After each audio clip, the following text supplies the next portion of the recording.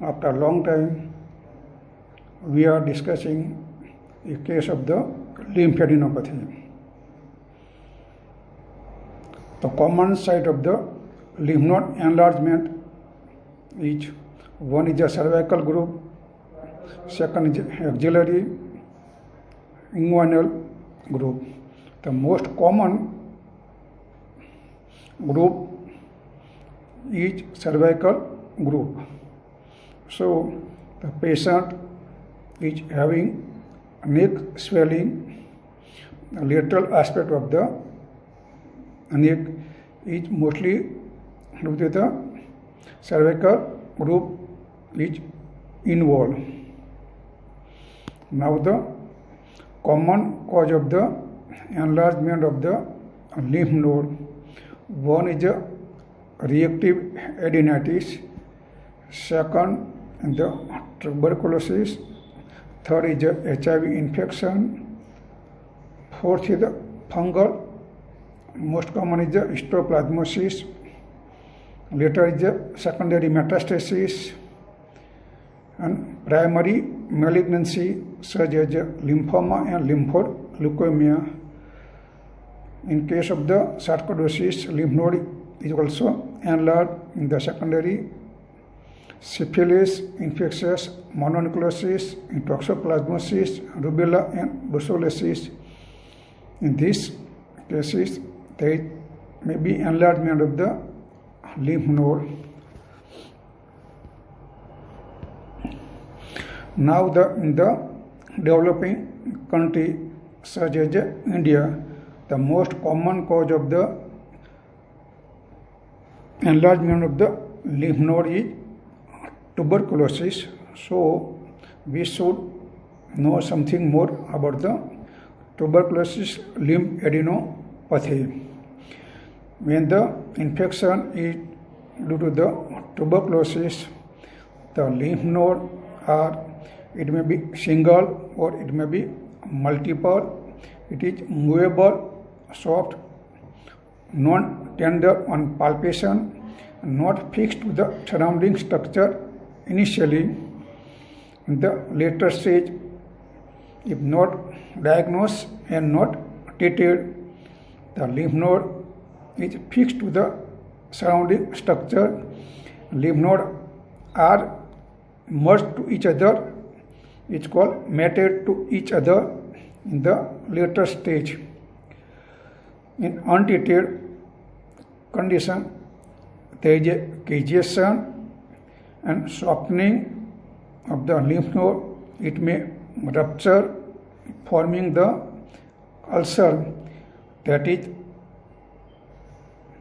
not healed by antibiotic, and sometimes it produces the sinus. In the case of the tuberculous lymphadenitis, which are the investigation to be carried out, the one X-ray chest shows pulmonary infiltrate, or sometimes X-ray is with the pleural effusion. Because cervical lymphadenopathy due to the tuberculosis is mostly secondary to the any site and commonly in the lung. So we do the sputum for acid-fast bacilli. If the patient is having pulmonary lesion, may have sputum positive.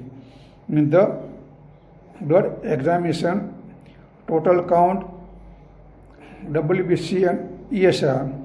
Now total count is within normal limit and lymphocyte predominant, and 2/3 case of the lymphadenopathy ESR is up. HIV testing and blood sugar is most important because HIV infection and diabetes aggravate the lesion due to the tuberculosis. you may take the chest CT that shows enlargement of the hilar and mediastinal lymph node. In the case of CT, there is a centrally hypodense due to the necrosis, and peripheral rim enhancement is highly suggestive of the tuberculosis. When the CT shows hypodense centrally and peripheral rim enhancement, this is due to TB in the developing country. These are the routine investigation. Now the specific investigation to make the diagnosis. You may advise FNAC or excision biopsy. After doing this, do the histopathological examination, smear examination, and gene expert means the rapid molecular test from the specimen. You can detect the pathogen responsible for the enlargement of the lymph node. You may advise one to test, particularly in the pediatrics age group. It may be positive in the 2/3 patient. Interferon gamma release IGRA may be advised.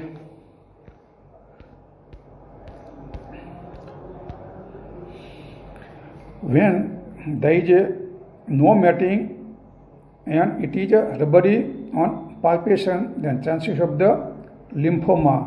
One, on the palpation, it may be hard, non-tender, fixed to the surrounding structure. If you see the primary lesion in the drainage area, the chances of the secondary is more common. So you do the biopsy and histopathological examination to confirm the diagnosis. In this case, we may advise CT thorax to assess the hilar and mediastinal involvement. Now, in the case of the reactive, when there is a pharyngitis infection in the ear or in the scalp area, there is an enlargement of the cervical groove. But in this infective etiology, the enlargement of the lymph node is acute onset. It is tender on palpation and with some increase the temperature. On blood examination, there is an increased total count and with polymorph predominant. If you suspect reactive lesion, you should treat this with a broad spectrum antibiotic for 7 to 10 days, then see the result. If there is no improvement with the broad spectrum antibiotic, you may advise FNAC or excision biopsy to confirm the etiology. Now it may enlarge in the case of the sarcoidosis. Once you suspect the sarcoidosis, enlargement of the cervical lymph node with involvement of the other system such as lung, skin, CNS, heart, and renal also. The most common organ involved in the sarcoidosis is lung. In the lung, hilar node are enlarged most commonly. So, in suspected case of the sarcoidosis, CT thorax is essential and blood examination show the increase the AC level and serum calcium level. Now the HIV infection is becoming common. Once you suspect HIV infection, you should identify the risk factor for HIV infection, history of the sexual contacts, drug abuse, sex with the multi-partner. Then in this suspected case, there may be persistent generalized lymph node enlargement more than two sites. They are not contiguous to each other than inguinal area. It should be persistent for 3 months. They are non-tender, movable of two sites other than inguinal. Then you may suspect PGL in the HIV infection. Now, possibility with the associated symptom. When the patient is having persistent fever and weight loss, you may think one is an infection, second is a malignancy, and third is a collagen vascular disease. Infection, TB infection is commonest. At any age, once the age of the patient is greater than 50, you may keep in mind the differential diagnosis of lymph node enlargement. It may be due to the malignancy and collagen vascular disorder, mostly SLE and rheumatoid arthritis. In this CVD, there are multi-system are involved. When the patient has cough with cervical lymph node enlargement, the coughing is due to the mediastinal lymph node enlargement. When the patient is complaining of the sore throat, you may suspect the bacterial infection or infectious mononucleosis. Patient is having complaint of the epistaxis or EG bruising, you may suspect leukemia, night sweat, fever, the Hodgkin, and tuberculosis. You should see the duration and severity of any systemic symptom. If improve or worsening with time. If worsening with the time and treatment, you may suspect malignancy also. Now, in the case of the TB hidradenitis, mostly patient is young adult. It is more common in the female. Cervical group is commonest site by the TB infection. There is a slowly enlargement of the node without other symptom, so that patient think there is nothing in the neck.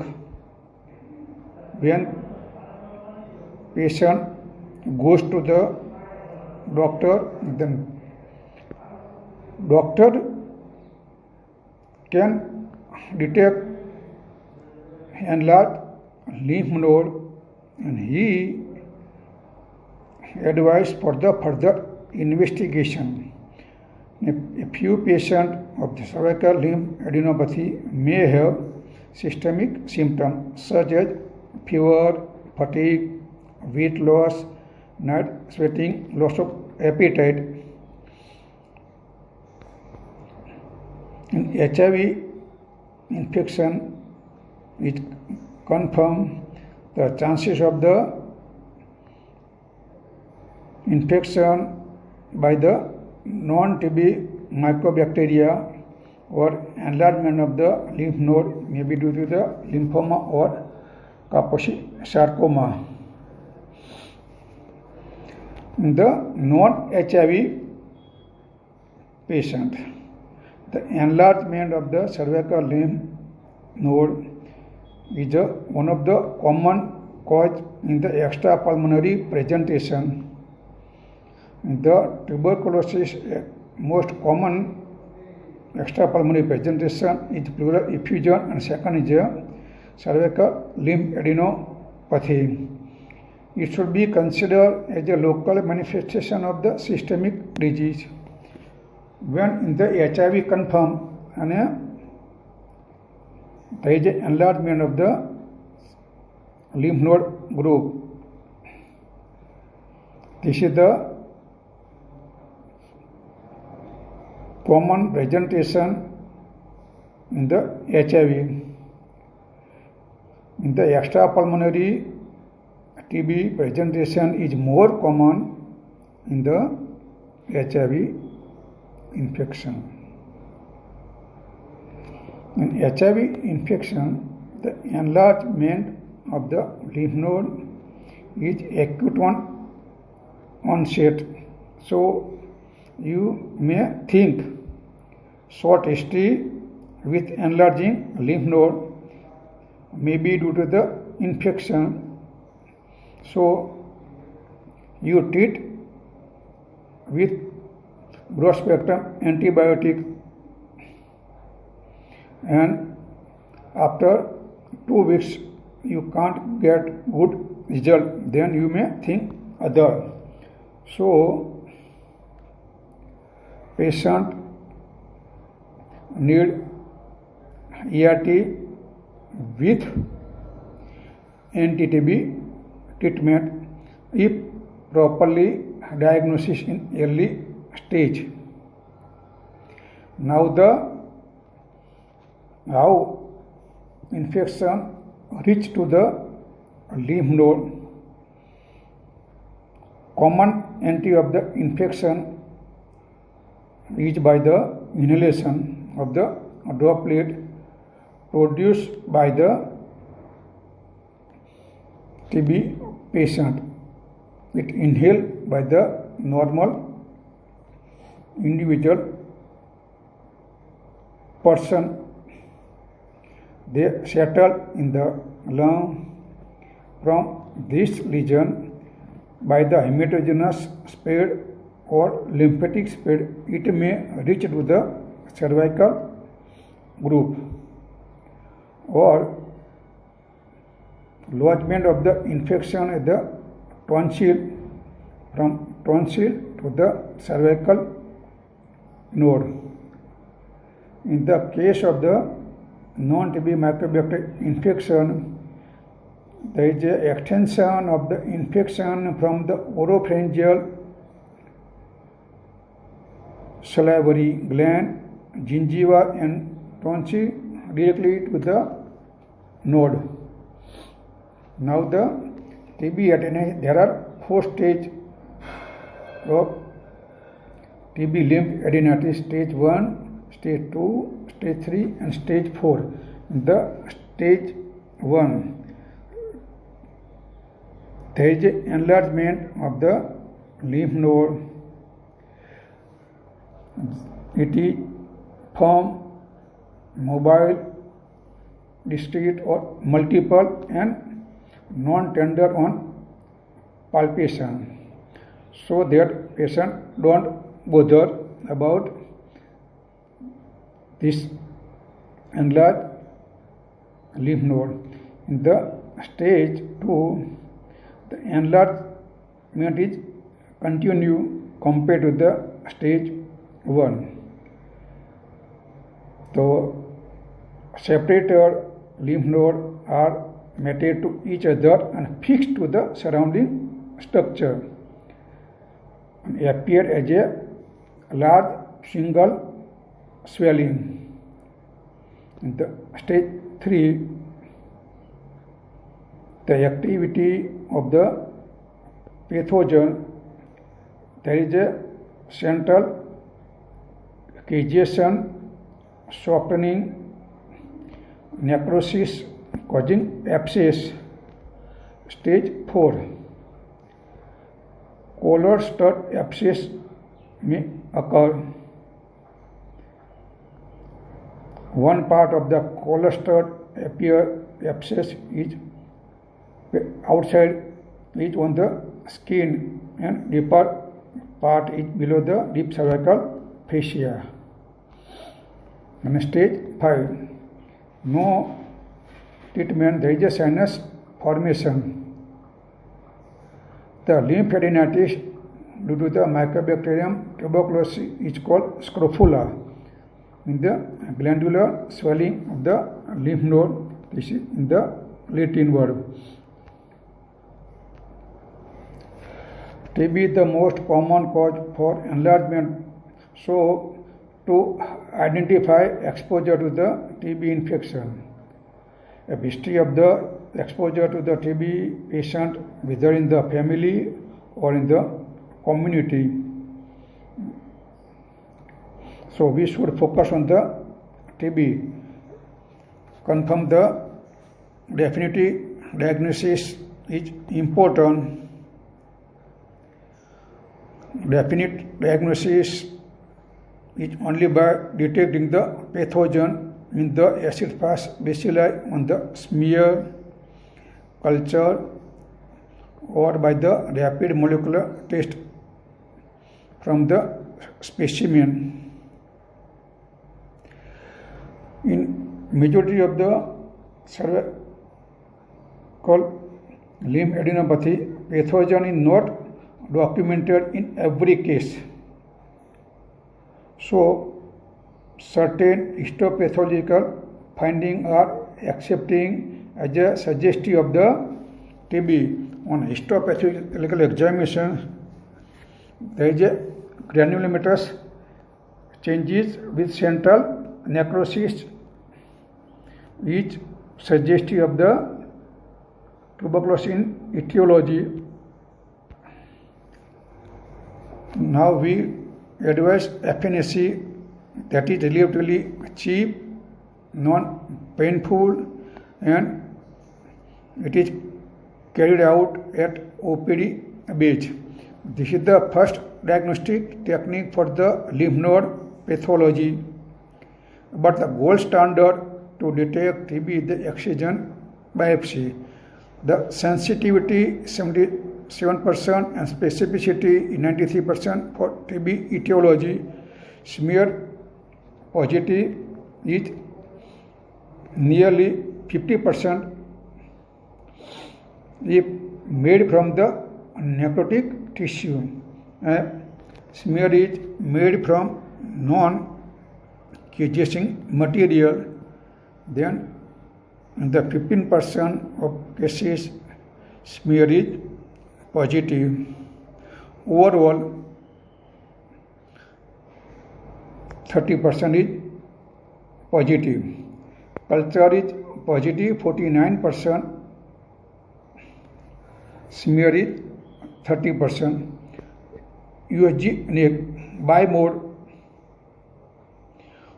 It can detect the nodal morphology such as size, number, shape, lymph node hilar architecture, and necrosis and matting.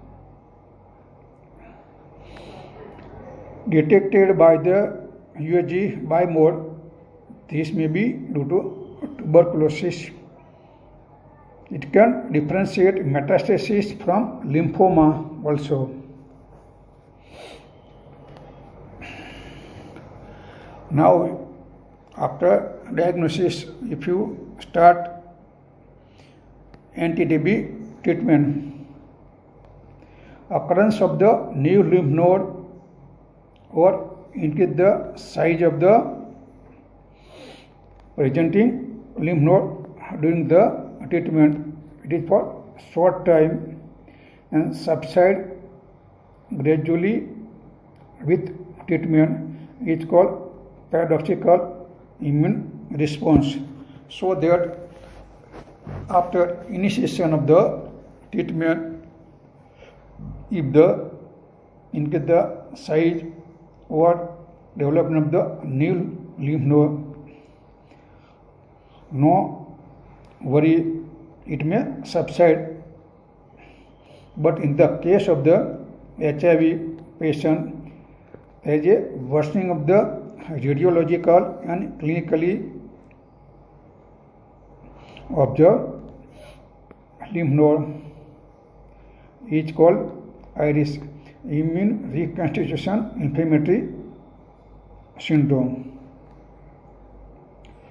So after putting on the treatment, in case the size or new occurrence of the lymph node may suspect, it may be due to the other than TB, mean the NTM, second infection with the drug resistant tuberculosis, and third is a paradoxical immune response, HIV IRIS. But if you do the CD4 count is increased, so may think this is the IRIS. Now the treatment. After confirmation of etiology, we should put the patient on treatment. Before putting the treatment, we should categorize the patient, whether patient is having drug sensitive TB infection or drug resistant TB infection. In the case of the drug resistant TB, without confirmation, we start drug sensitive treatment. There may be no improvement. After some time, we think drug resistant